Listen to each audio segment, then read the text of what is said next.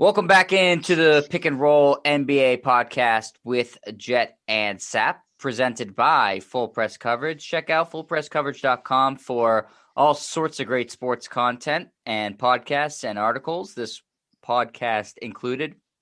You can also find our podcast basically wherever podcasts are found. Sap, we did not have a show yesterday. I took a personal day to go to Fenway Park and be around other human beings, which was a nice change of pace as the COVID pandemic looks to have a little bit of a significant light at the end of the tunnel here, especially in Massachusetts, where all of our numbers are trending in a very positive direction. I mean that in the good way, not like the cases are more positive cases. I mean, there's more negative cases, which is a positive thing. Sometimes it gets confusing with the medical terminology, Sap. Yes. Positive is not good. Negative is good. So negative tests, positive outcome.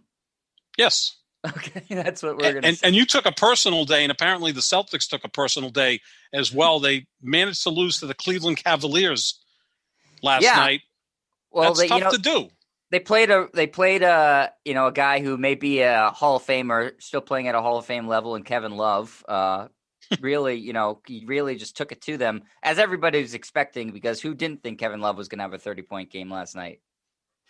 I wish Kevin Love played like that when LeBron was there. That didn't seem to happen very often. He kind of didn't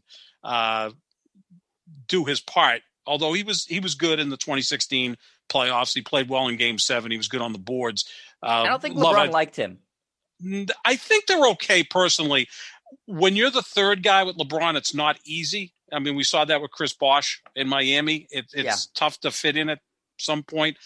Fortunately for LeBron, or maybe unfortunately for LeBron, the Lakers don't really have a third guy. They've got LeBron, AD, and then like a bunch of other guys. Dennis Schroeder is probably the closest thing they have to that, but he's not an all-star caliber player like Love was in Cleveland or Bosh was in Miami. But, the Celtics just continue to suck. I mean, that's about the only way I can describe it. Cleveland came into that game with an 11-game losing streak and managed to beat the Celtics. So in their last 12 games, Cleveland's 1-11. Their only win came against the Celtics.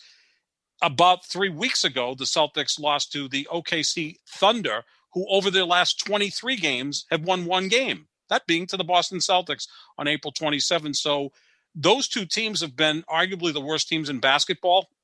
Oklahoma City in the Western Conference, Cleveland in the Eastern Conference, and their only recent wins came against the Celtics. That totally explains to everybody how bad the Celtics have been, all year. They've lost 8 of their last 11 games, Sap, and some of those teams that they've lost to, they've been blown out by several teams, and they've lost to some of the dregs of the league, like you mentioned, Oklahoma City, Cleveland. They were blown out by Chicago. I mean, that game wasn't even close. They lost to Portland, which it's not that bad. Miami, the two biggest games of the season that just took place, they weren't really competitive in either one. The final score looks more competitive than the games actually were. Because then I do a post game after every Celtics. Try to do some live instant reaction, and I feel like I'm repeating myself after every game because it's like this is the methodology: come out flat or lazy, go down big, remain down big. Last 5 minutes of the game, make a spirited comeback, and fall just short, lose the game. Rinse and repeat. It's the same thing every game. So I'm doing the same post game podcast the other day as I am from 4 months ago. Nothing's changed. They haven't learned any lessons. They haven't improved in any way that you can put your finger on. In fact, they've gotten worse really as the season's gone on. And I like to talk about these over the course of the season. I think you have certain inflection point games that you can rally around and rally behind as a team and say, hey, we had a big comeback this night, or this one player had a terrific game. Like, let's build on this. And every opportunity the Celtics have had to have one of those inflection point games, they fail to keep that momentum. So talk about that game against the Spurs the other week where Jason Tatum had his career high and tied the Celtics mark with 60 points, and they came down from 32 points to beat the Spurs. I thought, hey, here's a great moment. The Celtics got about 2 weeks left from here on out to just say, we're going to play some really damn good basketball from here. We're going to rally around this game and this performance and go in strong to the playoffs. And what have they done since that game, Sap? They have lost every game but one against Orlando, who is horrible. And so they haven't responded in any positive way there. When they had that good Western Conference road trip that seems like 5 years ago now, where they ran the table and beat Denver, Portland, and LA. Then they returned home and they beat Golden State, lost to Chicago, beat Phoenix, and then promptly lost 3 games right after that. One of those was to Oklahoma City, who, as you mentioned, is historically terrible this season. Mm-hmm. So it's not just that. The only thing that's been consistent about the Celtics, you've said this before, Sap, is that they're inconsistent. But the inconsistencies are starting to veer more towards they're bad than they're good. So the good performances are now becoming very few and far between. And you can't say that they're going to beat any team on any given night, because they could lose to any team on any given night. And they have, I believe it's 33 wins on the year, Sap. And I was doing the research. 20 of those have come from the teams that are 500 or below. So it's not like they haven't beaten good teams all year long. It's not like they're beating bad teams either. But it's just been an awful season in every way, shape, and form. It's been horrible. Yeah, I mean, the back-to-back losses to Miami, troubling because those were supposed to be statement games, and they got down early. They were really never in those games. The final outcome appeared closer than what it really was. It's like you go to the track, you bet a horse, and he's 20 lengths behind the whole time, and then he comes down the stretch and picks up some ground and loses by 7 lengths. And you say, well, my horse finished 5th, 7 lengths out, but he was never really in the race. And that's what you felt like against the Miami Heat. It's just frustrating. And again, now you've got Jaylen Brown out for the year, Robert Williams III. You can't count on him. He'll put together a 2 or 3 week stretch where he's really good, and then he's out with some sort of injury. Become very injury Kemba prone. Walker can't play back-to-back nights. Yeah, it's an inconsistent team. Jason Tatum seems to be, already checked out at some point. He just seems to be concerned to make maybe 3rd team All NBA, which will put some extra money in his pocket.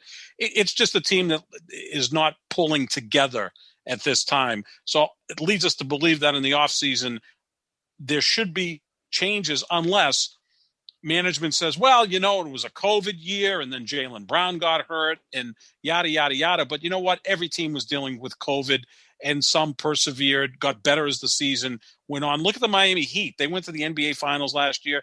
They dealt with COVID, and right now they're cooking down the stretch. The Celtics are getting worse as the season continues. That's troubling.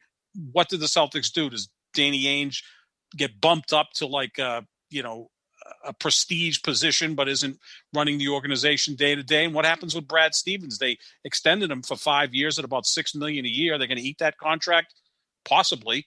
And what do you do in terms of making moves in the offseason? Because the best that can happen for this team in terms of accomplishments is they win the play-in game, become the 7 seed, and then get swept by Brooklyn? Like, that's a horrible way to end the season. I would prefer they don't even get to the playoffs, lose in the play-in tournament, and maybe get a better draft choice. But, oh, by the way, Danny Ainge isn't really good at picking guys in the middle of the first round. So it's a really tough situation they're in right now. Yeah, I can't imagine a worse way to end the season than to get humiliated by Brooklyn and Kyrie Irving. I mean, that's my nightmare. I mean, I'm never going to root against them, Sap, because they're my favorite team. But I think the best thing for them would be to miss the playoffs. Maybe you get lucky in the lottery. Maybe you don't. It still improves your pick either way if you're in the lottery. And I think that the stink and the stigma of missing the playoffs forces ownership to do something, because it's just such a loud scarlet letter that you miss the playoffs a year after being in the conference finals and coming into the season as one of the presumptive favorites in the Eastern Conference, and you're so far below that. I mean, you're not even at the level of Miami, let alone Brooklyn, Philadelphia, Milwaukee. So I do or the want Knicks. The Knicks in Atlanta have had much better years. I do want to see the owner's feet put to the fire a little bit here, because I feel like a lot of Celtics fans and ownership the past, decade almost have been like, hey, it's all gravy. As long as they're playing games, I'm enjoying it. But that's not the mentality that anybody should have when you're talking about a team that's won 17 world championships and, is in danger of getting passed by the Lakers. And in terms of world championship total, and has already been passed by the Lakers in terms of quality on the court, and passed by the Nets in terms of quality on the court, and the Sixers. You're talking about rival teams here, and the Knicks, as you mentioned, Sap. It's embarrassing how far they've fallen. The ESPN did their ranks of future prognostication, right? They look ahead 3 years, and they didn't have the Celtics on their top 10 teams over the course of the next 3 years. And that's how far they've fallen versus a team that was sort of the darlings of prognosticators for the past 5 years. Yeah, I mean, 2 years ago, we continue to sound like broken records here, but that roster was probably the deepest in the NBA. Not necessarily the best, but the deepest, because you had, Marcus Morris as your 9th best player. That's pretty damn good, because right now Marcus Morris is probably the 5th best player on a title contending teams with the Clippers. Heck, Marcus Smart was coming off the bench. You had 2 brilliant young players in Tatum and Brown. You had Kyrie Irving, Al Horford, Gordon Hayward. Terry Rozier was a nice piece. So, they had a deep, talented roster there. And what's left? I mean, this all goes back to Danny Ainge. I mean, we can blame Brad Stevens. He deserves blame. The players deserve blame. But, this is roster construction by Danny Ainge, and I think he's totally messed it up. But, it just appears that Danny Ainge and Brad Stevens have jobs for life under Wyc Grousbeck's ownership.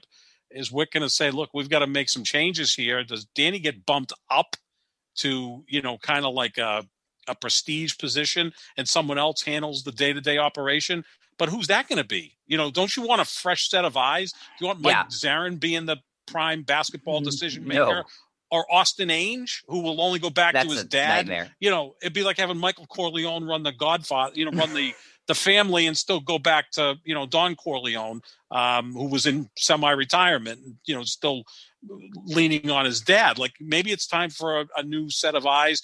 Is Brad Stevens, I mean, you bring him back, and if the players aren't listening, what good is that? But this is a team that does not panic. And sometimes that can be good, but sometimes that can be really bad. No, Sap, they're very loyal to everybody, but at some point loyalty only means so much. If you're fumigating your house to get rid of, roaches or rodents or whatever, you don't cordon off one section and leave it and say, we're not going to bother with this. You clean house, you make sure all the roaches are gone. And I don't mean to call Danny Ainge a roach or Brad Stevens or anything like that, but it's a problem, and it's not something that's going to be solved by staying the course. If you have a disease, another analogy, you don't just treat part of the disease and say, okay, figure out the rest will just heal itself magically. You need to extract it. And Mike Zarin, Austin Ainge, it's all this. That's all the same. You need somebody who is outside of the organization, a fresh hire. My dream guy is the same guy as you want to run every team, is Masai Ujiri. Probably not going to happen unless they, throw an insane amount of money at him. I would say that's very unlikely. I mentioned earlier, I'd like Grant Hill to be in here. I think his job with Team USA gives him access to players to recruit that the Celtics would never in a million years have legitimate access for. Maybe he's good at it. Maybe he's not. I know Danny Ainge isn't good at this anymore. I know that because I see where the team is. And I question, not necessarily his buy-in, but Danny Ainge is in the early 60s. He's had a couple of heart issues, right? And as you get older and you have some medical issues, you just don't have the steam you had 10, 12 years ago. You just don't. It's the way it works. Not everybody's Bill Belichick, who, as he's approaching 70, still appears to be working his ass off, or Nick Saban, who is now 70 or about to turn 70 and remains the best coach in college football. Pat Riley runs the Miami Heat. He's in his mid-70s. He seems to still have his fastball. Danny Ainge has had some health scares, and maybe it would be better off for him to step aside. Again, I know that the Celtics don't like to fire people. You give them some fancy title, but you bring in someone else that runs basketball operations. The Celtics are run somewhat the same way the Green Bay Packers are run. It's very incestuous. Like the Packers always promote from within. They don't go outside the organization.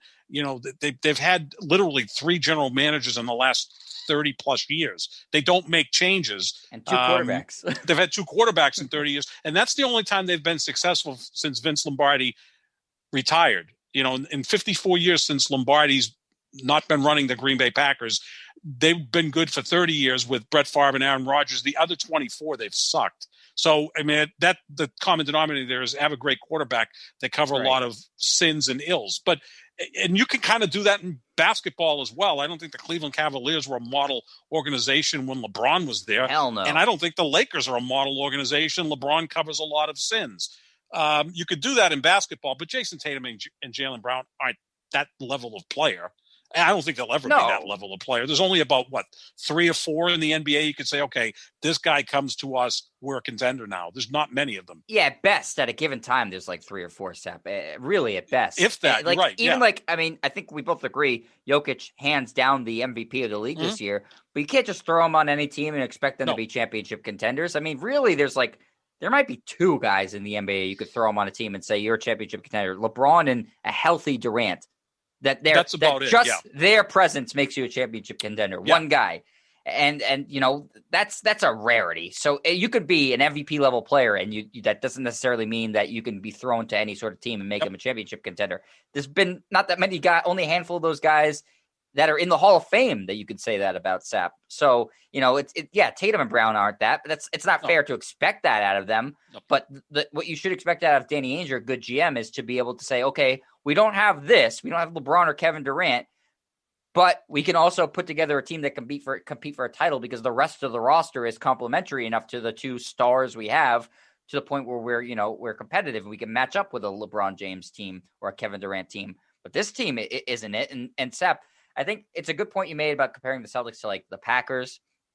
I almost look at it as like what some college football teams are, in that it's so incestuous. It's like USC. It's like, we can't hire a coach who has no ties to USC. Like, God forbid some genius comes in and really wants this job and he's the best guy for the job, but he has nothing to do with USC. We will not hire him. He has to be a Trojan, Trojan born, Trojan bred. It's the same with the Celtics. It's like, we got Celtics pride and Celtics tradition, and that's great. That's awesome.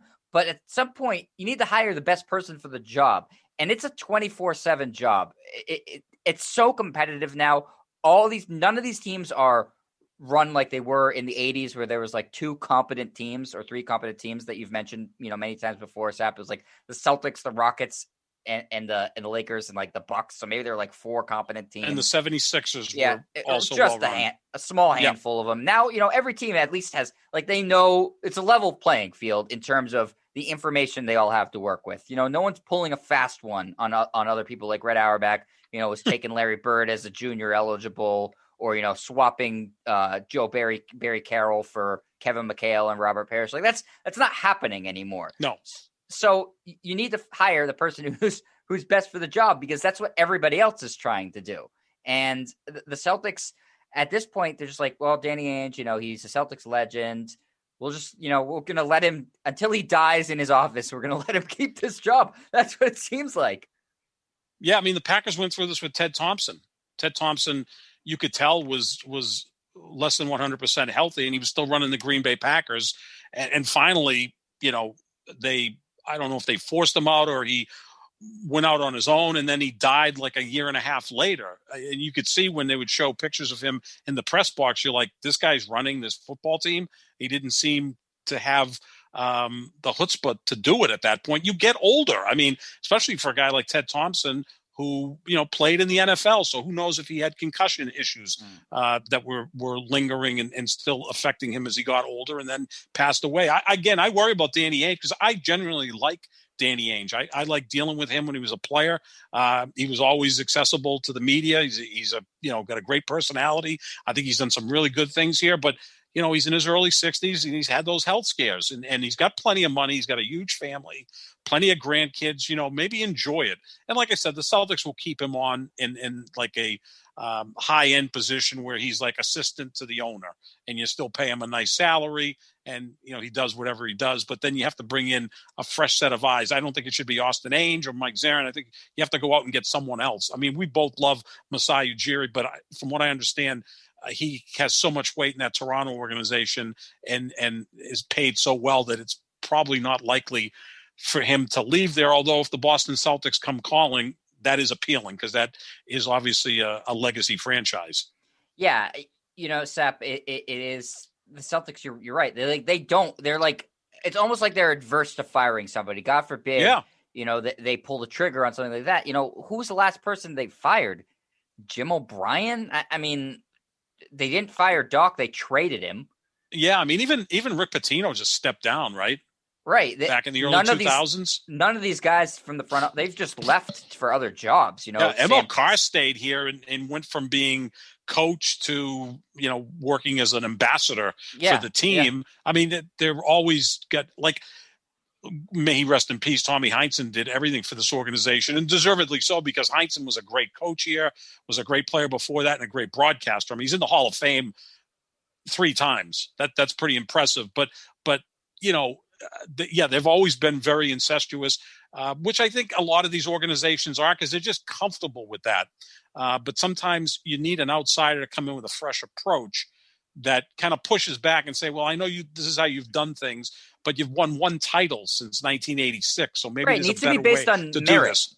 Right. It needs to be based on merit, not what you've done. Especially like, okay, if you win a championship, it buys you some time. Even if you do a suck job for the next 2-3 years, it buys you time fairly. I have no problem with that. It's been over 10 years now. That's all the goodwill that he got, and he deserved a ton of it for building that Big 3 championship team. That should not be bankable anymore. No. He's spent that currency. He spent it a long time ago. Same thing for the Nets trade. He won that Nets trade handily. No one is denying that. He knocked the Tatum pick out of the park. He did a great job with the Jaylen Brown pick. He spent that currency at this point. I don't understand how he's taken this team to this direction, and people are still talking about, well, remember when he traded for Kevin Garnett and Ray Allen, and remember when he fleeced the Nets? Why is that relevant to the 2021 Celtics, Sap? Yeah, no, I mean, there's 13 years ago, right, when they won that championship, and they weren't able to get another championship. They probably were good enough to win in 2009, but then Garnett had the injury, and I don't think Garnett was ever the same player after that. They get to the finals in 2010. Perkins blows out his knee in Game 6, and the Lakers are able to win Game 6 and 7 in Los Angeles and win that title. So, it's just it's been a decent run by Danny Ainge, but this is an organization that has won 17 championships. So he's been there nearly as long as Bill Belichick has been running the New England Patriots. Right. That's what people forget, is that he took over in the year 2000 and Danny Ainge took over in 2003. So it's not that much longer that Belichick's been running the Patriots, and yet he's got 6 titles, and he didn't get a lot of slack last year when he had that losing season without Tom Brady. I mean, people want Bill Belichick's head on a platter because he, forced Brady out, and they went 7-9, and it forced him into spending a lot of money in free agency, and he's going to be on the hot seat this year. It doesn't seem like Danny Ainge is ever on the hot seat. No, even better example is the Red Sox. How many managers have they gone through, and general manager have they gone through? They won freaking 4 World Series since 2004, and they've had how many managers have they had since 2004, Sap? Well, you had Francona, then you went to Bobby Valentine, John Farrell, and of course Alex Cora. And there was the 1 year with the other manager, Ron Renicky. Yeah, so but that was while Cora was. But you've had 5 managers, and you've had 4 general managers. 4. Yeah, you're Theo, right. 4. Yeah, Theo. Obviously Dombrowski. Now you got Chaim Bloom. Charrington was the other one. Ben Charrington. So you had 4 general managers, 5 managers, and you won 4 World Series. Right. In that whole time, the Celtics have had the same general manager and only 2 coaches. Yeah. So what's the standard? If you ask the Celtics, they say we have the highest standard in professional sports. We have the most, world titles, tied with the Lakers at 17. Our standards are championship or bust. Well, if that's actually the truth, then Danny Ainge should have been gone a while ago, right? But based off the same standards set in the same city, with the Red Sox, where they have you win a World Series, you have 2 losing seasons, gone. General manager, gone. Well, part of it is those who cover the Celtics are literally part of the green team. It appears to me that most of the people covering the Celtics are actually fans of the team. Really, with the exception of Kendrick Perkins, who we're going to talk about in a minute or two. Perkins is the one guy who suffers no fools. I mean, he's in Texas, whether he's at his home now or in a hotel suite because, his home suffered a lot of damage during the freezing temperatures. He's got that curtain behind him or whatever. It seems like he's sitting in a casket, and he just goes at it. And that's why I love him. Brian Scalabrine, never seems to criticize the Celtics. Mike Gorman a little bit this year has criticized them. Grandy and Maxwell, it's still the good ship lollipop there. Yep. And some of the stuff Perkins said about Marcus Smart has since been scrubbed from the archives at NBC Sports Boston. Yeah, because Perk went after Marcus Smart, who, again, is probably been the most popular Celtic for the last 6-7 years. I know he's your favorite player, but I've been saying for years it's time for him to go. And basically Perkins said the same thing. He said that, the players are tuning him out, like whatever Marcus Smart's bloviating about, the players looking and saying, basically, you should be a 6th or 7th guy on this team. Shut the hell up. Like, they're tired of his ill-advised shots, sometimes his immaturity. So, Perkins said it may be time for him to move on. And I thought NBC Sports was going to be, ripped off our cable service because, you don't talk about Marcus Smart or the Celtics like that, but good for Kendrick Perkins. That's why I respect him so much. A former Celtic who's not afraid to go after someone. So you heard it live as he was doing it, yeah. and then you went to find it, and they just took it down, basically.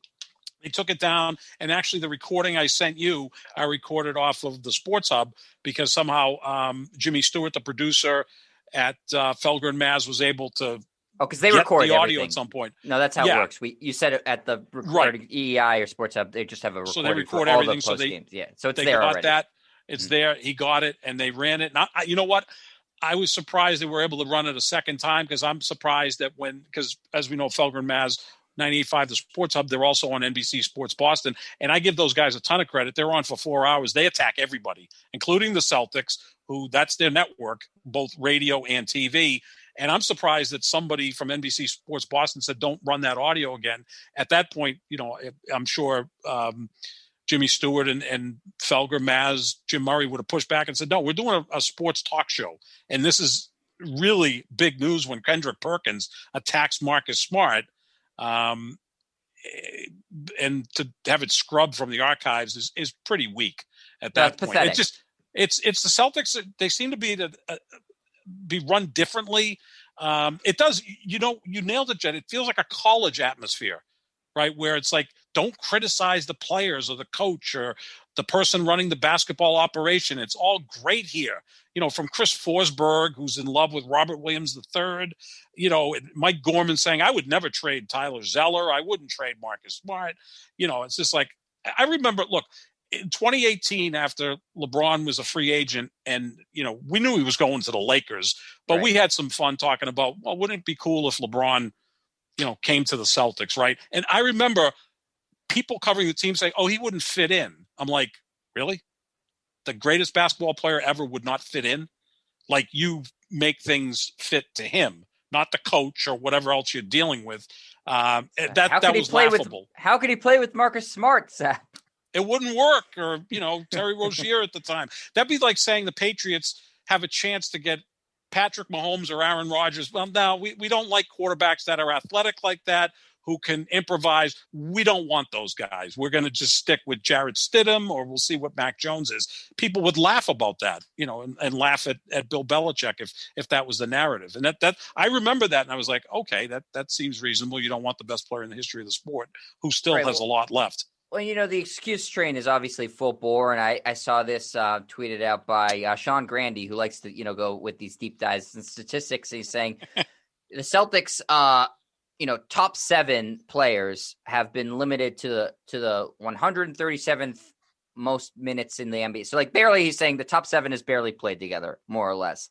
Yep. I was like, where the fuck did he pull this number out? The top 7, who cares? Top 7. They don't have a top 7 yet. They have 2 All-Stars and a bunch of other guys. You know what matters more? Joel Embiid missed 20 games. They're fine. Right. Kevin Durant seemingly has missed the entire season. They're fine. LeBron and AD have missed it. That's 2 guys who've gone down, and the Lakers are still in better position than the Celtics. So I don't want to hear the COVID, the injury excuse. Yeah, the Celtics have been banged up this year. Every team has had at least a significant portion of the season where they've missed a big star. The Celtics, it doesn't matter. Top 7, top 3, top 2. They should have been better Denver than this, done period. Without Jamal Murray. Denver's stayed afloat without Jamal Murray, who's a all-star caliber player, right? I mean, Brooklyn's big 3 have played a grand total of 9 games together. 9 games. No, I correct myself. 7 games. Harden, Kyrie Irving, and Kevin Durant have played a total of 7 games. Durant's missed half the season. Kyrie's missed many games. Harden's only played 35 games with Brooklyn this year, which will amount to about half the season. Those teams have all stayed afloat. That's what you do. Yeah, no, again, excuse making. And that's my biggest concern is, they win the play-in tournament. And let's say they go play Brooklyn 5 tough games, which seems kind of odd to say that, but you get the point. They don't get crushed. They're going to come back and say, you know what, man, if we just were healthy and Jaylen Brown didn't get hurt, and maybe we'll do this and maybe we'll do that, and then we'll come back next year and no, you need to do some things. You got to do what Philadelphia did last year. You brought in a new, fresh set of eyes, right? Exactly. You did that. You brought in Doc Rivers as a legitimate coach. And I'm not saying Brad Stevens is not a legitimate coach. I think he's a fantastic coach, but his message is now falling on deaf ears. But you bring in Doc Rivers to Philadelphia, Daryl Morey is the general manager, and then you add shooters. You add championship DNA with Danny Green. You bring in Seth Curry, and now Embiid and Simmons seem to be harmonious after, for a while, people wondering if those two guys could play together. And now Philadelphia is a real contender.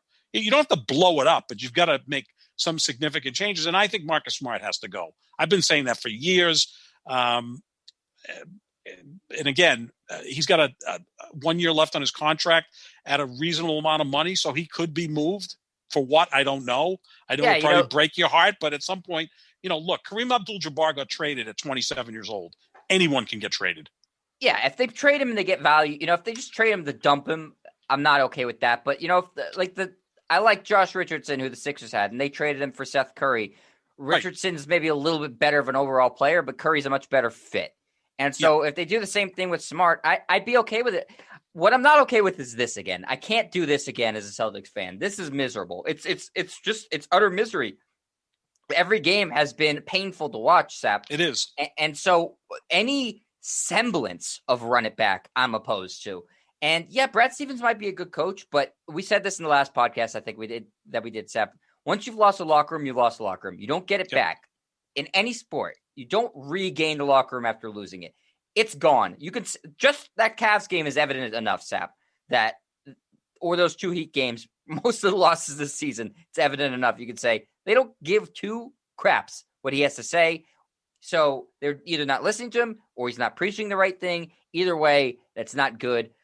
I think you have to get rid of – they're not going to suddenly – even if you bring in new guys, and Tatum and Brown, I'm assuming, are still going to be here, he's lost them. They don't trust him. They don't believe in him. I just don't see how it's going to work if they bring him back. Would you trade him? I mean, that's a possibility, right? Because this was kind of floated. This was exactly – Jeff Goodman, I think, floated this in many of his pieces, or at least someone extrapolated from this that maybe you trade him to Indiana, right? Because they're having a problem with their coaching staff. That's his home. Maybe you trade him for a first-round pick, because they got a first-round pick for Doc Rivers, right, when they traded him to the Clippers. A late first-round pick. That's the value. Yeah, whatever. I mean, apparently they don't want Miles Turner under any circumstances. No. They didn't want him when he was essentially going to be given to them because Gordon Hayward was leaving. But, yeah, get a first-round pick. Brad Stevens moves to Indiana. Then you don't have to look like you fired him, right? So it's like because that's how the Celtics handle things. They're not into firing people, And they don't want any confrontation. No, they're the complete opposite of George Steinbrenner. Like George Steinbrenner just fired everybody at not even a moment's notice. The Celtics are like, they feel bad if they're letting someone go. Look, Brad Stevens has a guaranteed contract. If they fire him, he's going to be cashing big checks for 5 years. Yeah, that's another benefit of trading him, right? Is that you're trading the contract away. Right. Yeah, you may have to eat some of the money, but you whatever has to work out. Doesn't count against the cap, so it doesn't matter. Doesn't count against the cap, so do what you have to do. Get a first-round pick back, and now you start to look, okay, we got to get a coach who's from outside the organization who, maybe it is Sam Cassell, who played here for a brief time. For God's sake, somebody who played. Someone who played and who has championship DNA, right? Sam Cassell has 3 titles, if I'm not mistaken. 2 with Houston, 1 with the Celtics. I mean, he wasn't the driving force on those teams. I get it. But, it still looks impressive if he shows up with 3 rings on his fingers and the players in your locker room have none. So maybe that's the guy you bring in here to change things around a little bit and make a few tweaks to the roster. I'm not into trading Jason Tatum and Jaylen Brown. You work to get those guys. They're both all-stars. You have to be blown away, right? I mean, you would. You'd have to be blown away. Yeah, without question. I mean, I think Jaylen Brown's one of the 25 best players in the league, and I think Jason Tatum's one of the 15 to 18 best players in the league. I think the Green Teamers have a tendency of overrating them, but they're still young. They can get better. And then if you could add another piece around them, less pressure on them. Look, the Kemba Walker contract is a disaster. You can't really move that. So, they've put themselves in a difficult place. I mean, when Kyrie left, they kind of panicked. And this is what happens in NBA free agency, right? Because it seems to happen within about a 6-hour period of time. Okay, Kyrie's gone. We've got to replace him. Let's go get Kemba Walker because he's the nice version of Kyrie Irving. He's not the player Kyrie Irving is, but he's a nice guy. Well, he also has a problem with his knee. And he's 5'11", and 5'11" point guards don't age well for the most part, other than say Chris Paul. So I think that was an overreaction. Look, 2020 hindsight, maybe Jimmy Butler should have been the guy they signed, because I think Miami signed Jimmy Butler for less money if than he was Kemba even Walker. willing to come here. I mean, he seemed to be wanting to go to Miami. And again, I don't think Danny Ainge is a great recruiter anymore. I think Pat Riley is still one of the best recruiters. And oh, by the way, Miami is a great place to play and live. Yeah. Right. Yeah. No state income tax, and it's Miami. Yeah. And I think that Ainge, once the Kyrie Irving thing fell apart, which I can't blame Ainge for that. He's just a weird guy. But I think Ainge just threw up his hands and said, "Oh, I tried. There goes my plan. I still have this job. I'm not quitting. Let's just, play it out. Let's play it out as it lies." So I don't know. Listen, if they are able to trade Brad Stevens and get an extra first round pick out of it, maybe that helps to move that Kemba Walker contract. You attach that, maybe your own as a sweetener, similar to what Philly did to junk Al Horford dump him onto the Thunder. Yeah. Because no one's going to just take the contract. You're going to have to give them something for their time. So maybe they're able to do that, get out from under it. I think that's a good start. They need to add to their depth. They need to get rid of a lot of the dead weight that's on their teams. Guys like Grant Williams and Semi Ojeleye, Carson Edwards, Tremont Waters. A lot of guys who are playing minutes who have no business in the NBA. They need root canal of that roster. And I heard Danny Ainge was on Toucher and Rich this morning, I think, and they're asking him, are big changes coming? He said, "Yeah, big changes are happening this offseason." I'm going, why the hell are they asking the guy who needs to be the biggest change? They should have the owners on saying big changes are going to come, not Danny Ainge. I don't want Danny Ainge making any more decisions.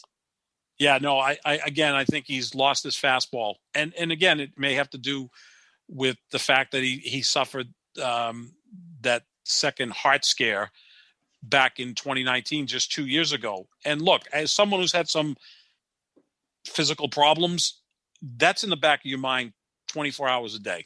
If something bothers you, you go, "Oh, geez, I hope it's not the same thing that happened a year ago or 2 years ago." And this is a guy who's got plenty of money, got a great family, enjoy it. And again, like I said, he's there as an assistant to Wick Grossbeck. Obviously, Wick loves him. So yeah, you keep him on board, you pay him whatever. And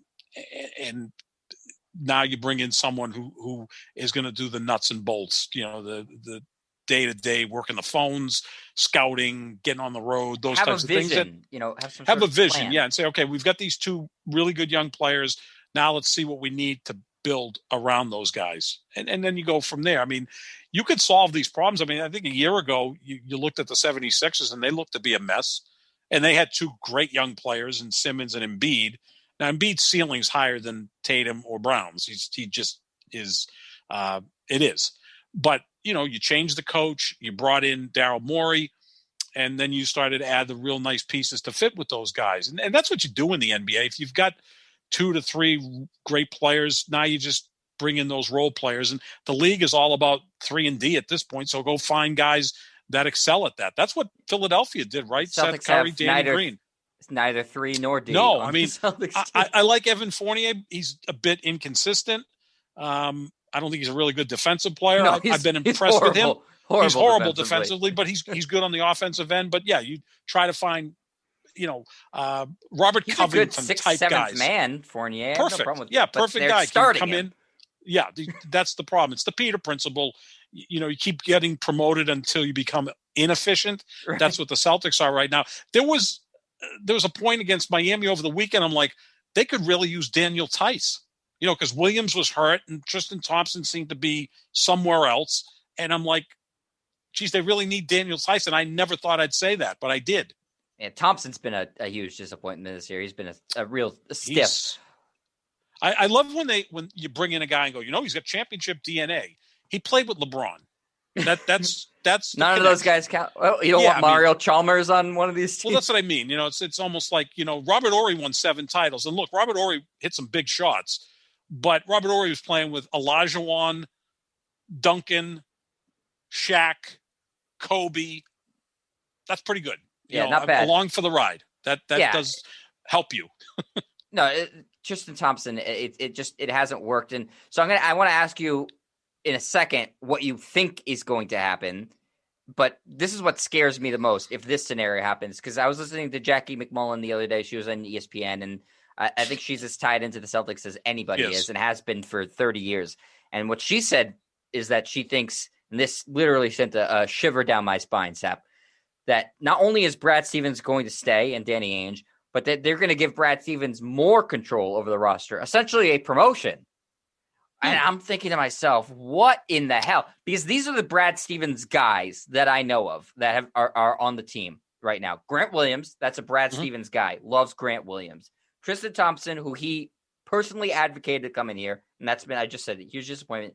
Semi Ojeleye, Romeo Langford, those are all Brad Stevens specials. Those guys are guys that Brad Stevens really likes. He was essentially, and this might be moot because Rob Williams can't stay on the court, but he was essentially forced into playing Rob Williams in the starting lineup because of injuries and trades. And that was clear from early on in the season, clearly the best move, and he wouldn't do it because he's not his type of player. Brad Stevens' type of guys, and Brad Stevens controlling the roster, is trying to recreate what he had at Butler. That works in college. It doesn't work in the NBA. No. Picking guys for a system in the NBA doesn't work. You can't have a system in the NBA and then say, we're going to just build around the system and try to win. Impossible. Never been done. Never will be done. The player is the system. Your best player is the system. Because remember there was the point a few years ago where there were rumors that the Celtics might be interested in DeMarcus Cousins. Apparently Ainge liked him. Brad Stevens didn't like him. Carmelo Anthony, same thing. Now, DeMarcus Cousins and Carmelo Anthony at those times were past their prime, but they're still skilled players. If that's his idea of building a roster, that's not going to work. I mean, it did a few years ago with the Bridgies because they were all bought in, but now you've got 2 elite players. That would be a weird mix. You've got 2 elite players and then a bunch of role guys who don't really enhance those players. You see what I'm saying? Whereas Grant Williams is his favorite player on the team, Sap. I could tell. He's his favorite player on the team. Well, this is almost like Belichick valuing Matthew Slater over Tom Brady, which, apparently 2 years ago, that's where Belichick's head was, right? Or Ebner. He loved Ebner. Ebner, Matthew Slater, Devin McCourty. These guys are never going to leave, but Brady, here's the door. You can leave, and you go win a Super Bowl with Tampa Bay. Sometimes coaches, they think they're the reason the team is successful, and that's dangerous in the NBA. I mean, the only coach that I think we've seen over the last 20, 30 years, I'll put 2 coaches in there. I think you've got to give Phil Jackson some credit. The man won 11 championships. Yes, he had Jordan and Pippen and Shaq and Kobe, but those guys never won anything without him. So he's got to deserve some credit, right? He knew how to get the most out of those guys. Shaq won later when he went to Miami, but he wasn't the best player on that team. It was Dwayne Wade. But you get my point, though. He knew how to handle those great players. Popovich, obviously, is the other guy that comes to mind. And there's been other really good coaches in the NBA. But, when the Lakers won last year, did anybody say, that Frank Vogel did a great job with the Lakers? No, you think he might get fired this year, Sap? He could. If they get bounced in the play-in tournament, LeBron's going to say, what are we doing here? Let's make a move to get someone else. Maybe he likes Jason Kidd or something. Ty Lue got fired, 2 years after they won a title? Yeah. Yeah, absolutely. I mean, Again, he got fired about 3 weeks into the first year without LeBron when they realized that this team is totally screwed. Who was coach of the year in Toronto and got fired? Oh, Dwayne Casey. Yeah. Dwayne Casey was coach of the year, got fired. Yes. Then they brought in Nick Nurse and won a title. So now that leads us back to Masai Ujiri. That takes a lot of balls to fire the coach of the year. Sure. And they were coming off a 59-win season, but he just realized Dwayne Casey could probably only take that team so far. So he brought in Nick Nurse, who I think is a really good coach, and they won a title. That's a move Masai Ujiri made. Danny Ainge would have never made that move. No. Especially, I mean, he's if it looks like he's not even going to do it after one of the worst seasons they've had in years, he certainly wouldn't do it after Brad Stevens won a hypothetical Coach of the Year award. So, yeah, I mean, that Jackie McMullen being so plugged into the Celtics and saying that's what she thinks is going to happen does scare the crap out of me, because I just look at it. He wants to build a team like Butler. I'm increasingly believing, Sap, that he's a more difficult person to work with than we've been led to believe based off of what he wants in a roster, what he doesn't want in a roster, and the coaching staff he's assembled. No, I think you're right. I think he comes across as this very nice guy, which he probably is. I mean, he seems to be well respected, but I'm sure he's a taskmaster, like just about every other coach in any sport. You know, to get to that level, you've got to have some personal sort life, of ego. professional life is different. You know, personally, I'm sure I've heard only great things about him. But like I just said, Sep, I think he likes the yes men. I don't think he likes to be challenged. I think he wants to do things a certain way, and that way worked like gangbusters for him in Butler, and it worked like gangbusters for him the first couple of years of the Celtics. But you can't win a championship that way. You just can't have a lesser roster of people saying yes, yes, yes. It runs. You'll eventually run into a LeBron James, and you get bounced from the playoffs. Keep in mind, because those teams, the best teams he had, lost in the conference finals. Not got to the finals, they lost in the conference finals. And in 2018, they probably had a better roster than Cleveland, right? Because Kyrie wasn't on that team with Cleveland. He wasn't on the Celtics either because he was hurt. But that Celtic roster I thought was probably better than the Cavaliers roster, which was LeBron.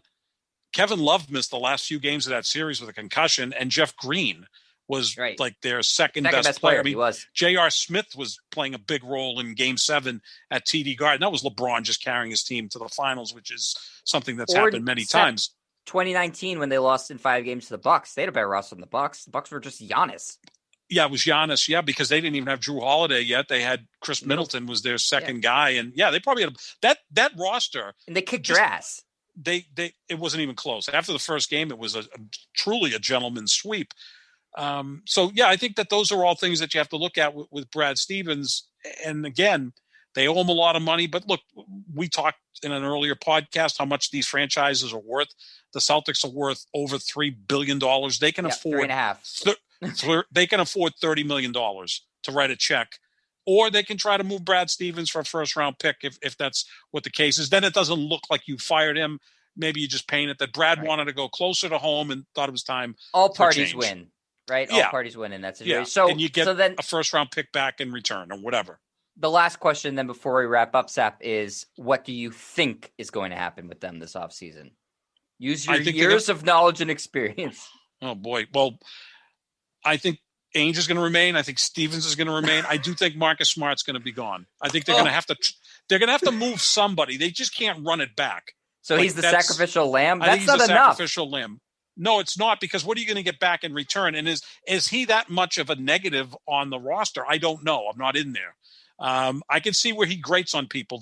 There's nothing worse than the guy who, in the office is like the 7th best at whatever department you're in, who thinks he's the best and wants to tell everybody else what to do. That can wear on people. So although now with this depleted roster, he's no longer the 7th best player, you can make a case he's probably the 4th best player on this roster. If Kemba Walker's healthy, I think he's better than Marcus Smart. Although, man, Kemba Walker is a disaster on defense. I think I could score on him, and I can't even see the rim anymore. He just can't play defense. So, he's 3A, 3B, pick that for what Marcus Smart is after Tatum and Brown, which means your roster's not as good as it should be. And then again, his cachet in his own mind keeps going up because he thinks he's that much better. But that would make the most sense. I can't see them trading Brown or Tatum. They still got those guys signed for a few more years. And again, Tatum is 23, Brown's 24. You would think that they can grow from there. Although I think they need a new direction as well, because I think that they just feel entitled at this point, which isn't a place to be when you're not quite at the level of the great players. Yeah, no, I think that there is a sense of entitlement amongst the players, and I think honestly amongst Brad Stevens too, and that he's heard the accolades, and he's been saying one of the greatest young minds who's ever come into basketball, this, that, and the other thing, gotten this crap team to the Eastern Conference Finals. But there's a difference. I said this to you years ago, Sap, between coaching talent and coaching, kind of Jags up. You nailed it. Two different you nailed skill it 3 sets. years ago. You nailed 3 years ago. You said, because I remember going into that year, I was like, wow, they're adding this talent. They're going to be great. And you said, my big question is Brad Stevens, can he coach Kyrie Irving and all these great players? And you know what? The answer was no. It didn't work. So you were right. You nailed it. The other thing, I wonder if the Celtics will weigh in on this. This is a competitive city, right? I mean, so the Patriots go 7-9.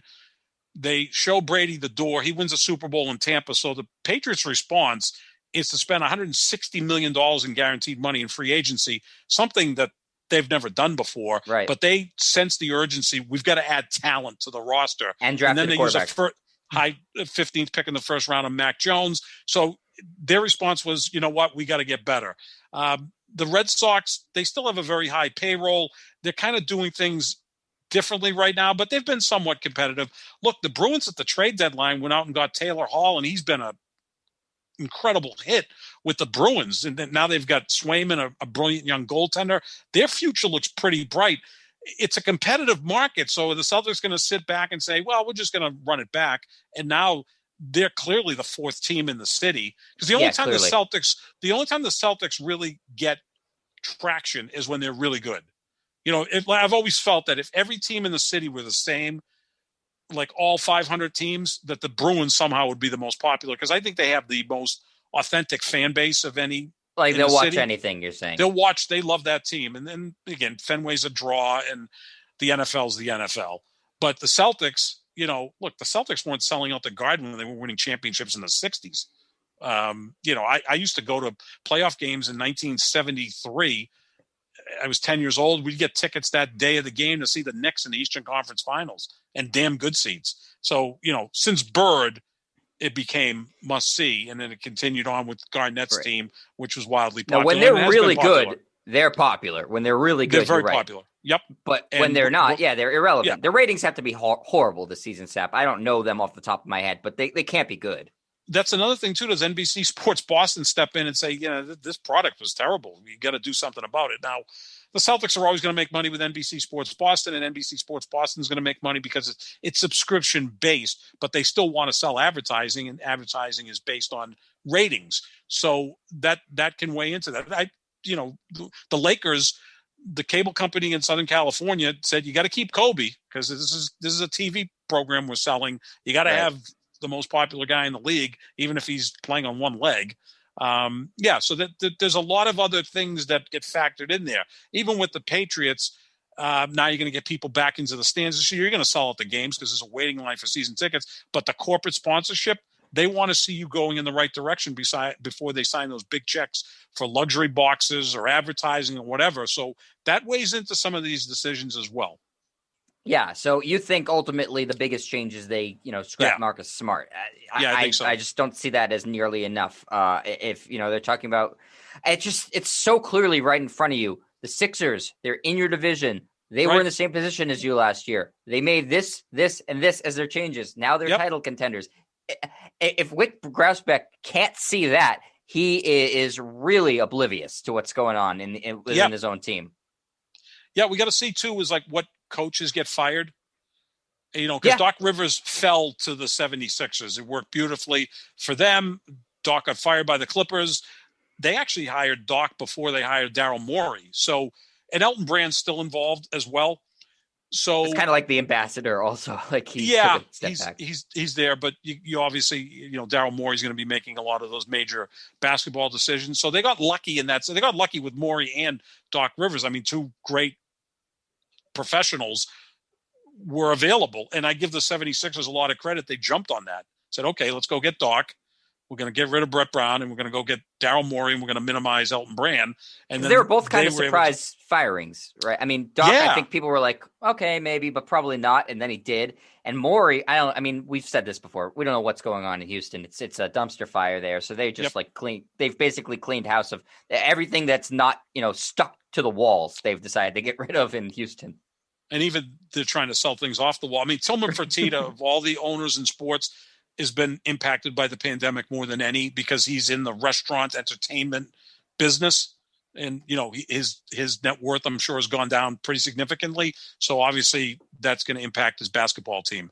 But yeah, we'll see who gets fired. If a surprise firing takes place, does Danny Ainge or whoever pounce and say, okay, let's move Brad to Indiana for a first round pick and let's move in. That's what I'm saying. It's got to be the owner. Former player. Can't be. Yeah, it's got to be someone else, right? It's got to be, or Grossbeck bypasses everybody and says, look, I'm the damn owner. At some point, the guy writing the checks can make the decisions.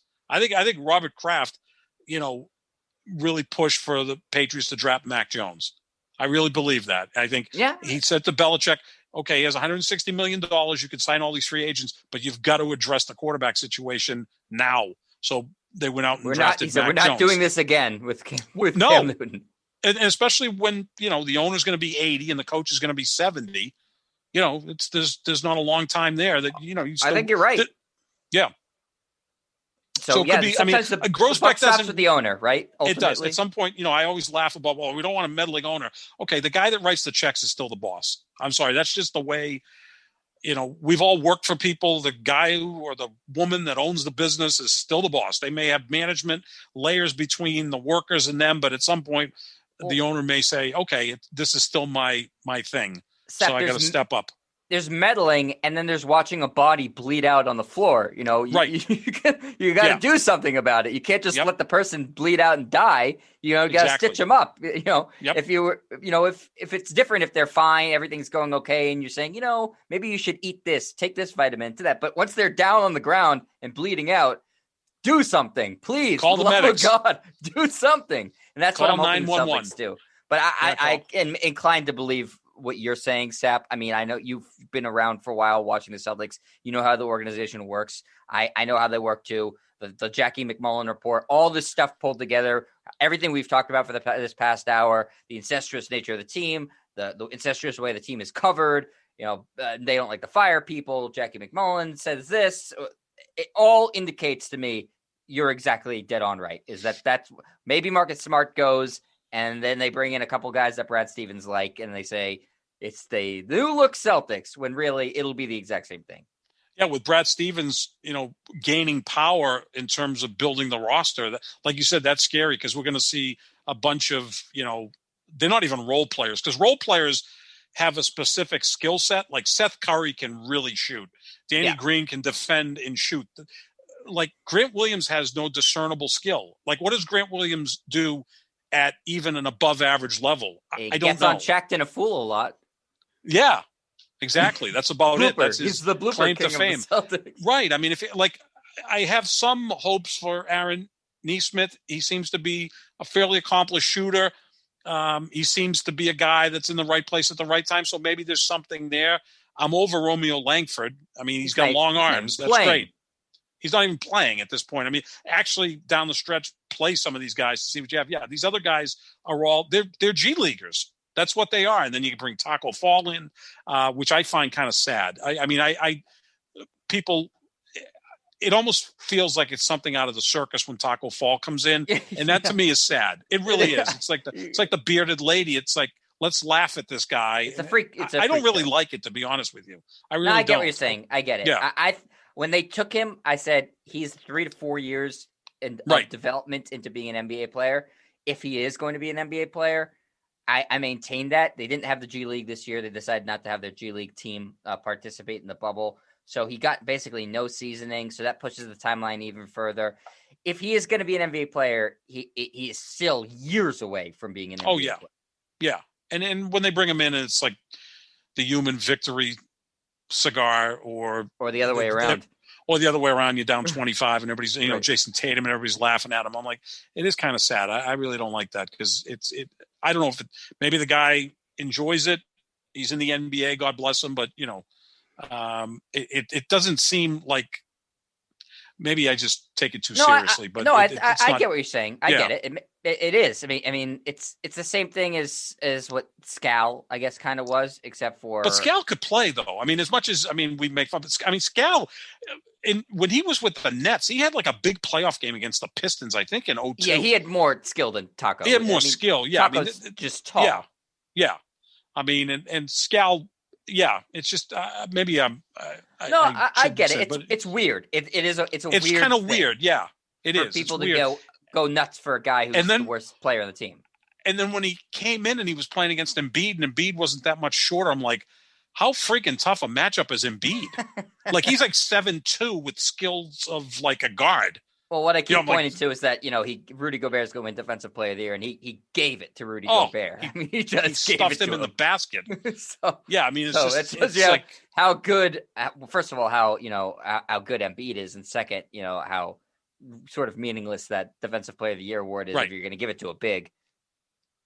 But, yeah, I mean, there's nothing wrong with giving it to a smaller guy. I mean, it's I'd always give it to a smaller guy in this. Because in the 2020s, right? They have much more work to do.